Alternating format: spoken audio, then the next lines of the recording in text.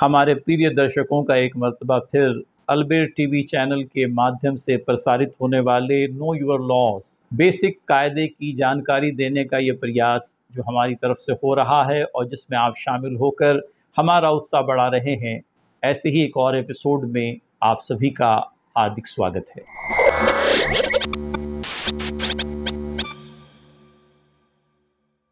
प्रिय श्रोताओं, इससे पहले मैरिज, मेंटेनेंस, डिवोर्स, इन टॉपिक्स को हमने कवर किया था और आज इसी को रिलेट करके एक और टॉपिक है कस्टडी ऑफ माइनर चिल्ड्रन का। ये बड़ी ही दुर्भाग्यपूर्ण बात होती है कि पति पत्नी के झगड़े में बच्चे जो हैं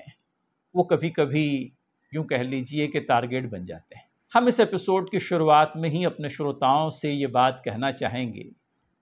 कि अगर समझ लीजिए शादी के संबंध में खटास आई गई है और बात तलाक तक पहुंच गई है, तब भी अपने बच्चों को इस मामले से थोड़ा अलिप्त रखें। अब ये जाहिर सी बात है कि एक घर में रहते हुए इन बच्चों के कानों तक ये बातें तो पहुंचती ही होगी, लेकिन ऐसे में पति ने अपने पत्नी के खिलाफ और पत्नी ने अपने पति के खिलाफ अपने बच्चों के कानों को भरना, ये मैं समझता हूँ बच्चों की प्रॉपर ग्रोथ के अंदर में बहुत बड़ी रुकावट लाने का सबब और कारण बन जाएगा। लिहाजा प्रिय श्रोताओं, इस बात का ध्यान रखें कि सबसे पहले तो रब ने जो जोड़ी बनाई है वो टूटने ही ना पाए, उसके लिए हमारा प्रयास हो। और अगर वो टूटने की कगार पर पहुँच ही जाती है, तब भी अपने बच्चों पर हमारे झगड़े का कोई विपरीत परिणाम न हो, इसके सिलसिले में हम हमेशा सतर्क रहें। कस्टडी को लेकर के कायदे में क्या प्रावधान किए गए हैं, आप देखेंगे कि सभी कायदों में, हिंदू लॉ हो, क्रिश्चियन हो, पारसियों का कायदा हो या मुसलमानों का कायदा हो, हिंदुस्तान के जितने भी प्रचलित कायदे हैं, यहाँ तक स्पेशल मैरिज एक्ट में भी बच्चों की कस्टडी को लेकर के एडिक्वेट प्रोविजंस किए गए हैं। सबसे पहले हम मैरिज लॉज को ले लेते हैं कि मैरिज लॉज में बच्चों की कस्टडी के बारे में क्या प्रावधान किया गया है। तो हमारे यहाँ पर जो प्रचलित हिंदू मैरिज एक्ट है या इसी तरह से डिवोर्स एक्ट जो क्रिश्चियंस को एप्लीकेबल है, Parsi marriage and divorce act जो पारसियों को एप्लीकेबल है, या मुस्लिम लॉ जो मुसलमानों को एप्लीकेबल है, इसमें बच्चों की इंटरीम कस्टडी के बारे में प्रावधान हम लोगों को मिलता है। होता यह है जनरली आप देखिए कि जब शादी का रिश्ता समाप्त हो जाता है तो बच्चे शोहर या बीवी दोनों में से किसी एक के पास में रह लेते हैं और फिर इस बात की कोशिश होती है उस स्पाउस की तरफ से जो बच्चों से वंचित है कि अपने बच्चों का सहवास उसको भी हासिल हो। अब ये नेचुरल है, आप देखिए, ठीक है, हमारे रिश्ते के अंदर में खटास आ जाने के बाद में हम लोग एक दूसरे से अलहदा हो गए, लेकिन बच्चों का क्या? बच्चों से मिलने का मन तो उस आदमी का भी होगा और उस औरत का भी होगा जिसके पास में अपना बच्चा नहीं है और जिसका बच्चा उसके स्ट्रेंज्ड पार्टनर के पास में है। तो इंटरिम कस्टडी का प्रोविजन किया गया है इस बात को ध्यान में रखते हुए कि अपोजिंग पार्टी की अपनी भी जज्बात हैं, सेंसिटिविटीज़ हैं, उसके भी अपने एहसास हैं और इन एहसासात को सामने रखते हुए कायदे में इस बात का प्रोविज़न मिलता है कि अगर मियाँ बीवी के दरमियान में कोई विवाह याचिका पेंडिंग है तो उस पेंडिंग विवाह याचिका में पत्नी या पति अपने बच्चे को मिलने के लिए कोर्ट की इजाज़त के साथ में बच्चे से मिल सकता है। इसे हमारे यहाँ इंटरिम कस्टडी, विजिटेशन राइट्स या एक्सेस टू द चाइल्ड कहा जाता है। इसके लिए आप एप्लीकेशन लगाएं कोर्ट से और कोर्ट आपके एप्लीकेशन पर सुनवाई करेगा। जिस स्पाउस के पास में बच्चे की कस्टडी है उसका कहना भी सुना जाएगा और फिर दोनों का कहना सुनने के बाद में कोर्ट उचित प्रकार से इंटरिम कस्टडी की ऑर्डर करेगा। इंटरिम कस्टडी बच्चे के एजुकेशन के लिए, बच्चे के मेंटेनेंस के लिए और इसी तरह से बच्चे की योग्य रूप से परवरिश हो, इस बात के लिए की जाती है। Paramount interest of the court is welfare of the child. Child का वेलफेयर जो है ये कोर्ट के सामने सबसे बड़ा, यूं कह लीजिए कि कंसिडरेशन होता है इन प्रकार के एप्लीकेशंस को डेल्ट विद करते समय। तो हमें इस बात का ध्यान रखना चाहिए कि कायदे में विजिटेशन राइट्स, एंटरिम कस्टडी, इसी प्रकार से interim access to the child, इसका प्रोविज़न किया गया है। फिर यहाँ तक भी है कि जब याचिका का अंतिम निर्णय होगा, केस का जब आखिरी फैसला होगा, उस समय जो डिक्री बनाई जाएगी, जो हुक्मनामा जारी किया जाएगा, उस हुक्मनामे में भी कोर्ट बच्चे के शिक्षण, उसकी कस्टडी और उसके मेंटेनेंस के बारे में एडिक्वेट प्रोविज़न कर सकता है। तो सिर्फ ऐसा ही नहीं है कि कोई एंटरिम प्रोविज़न याचिका के चलते कर दिया गया, बल्कि याचिका की समाप्ति पर भी कोर्ट को इस बात का अधिकार दिया गया है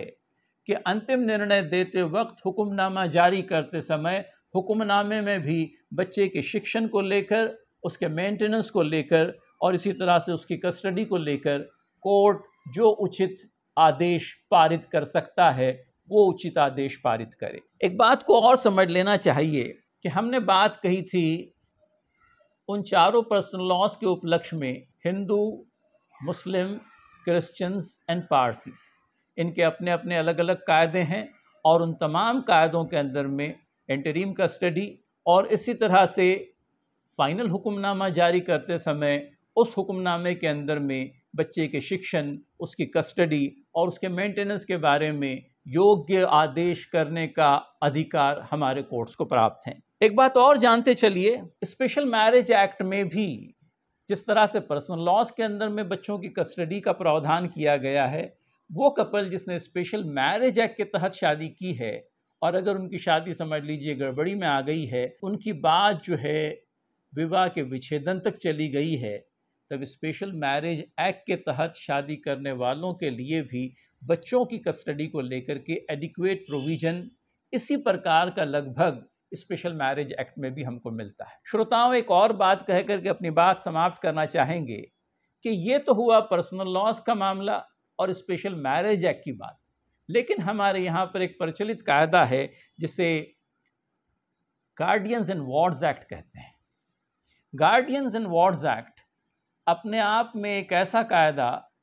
जिसमें बच्चे की गार्डियनशिप के लिए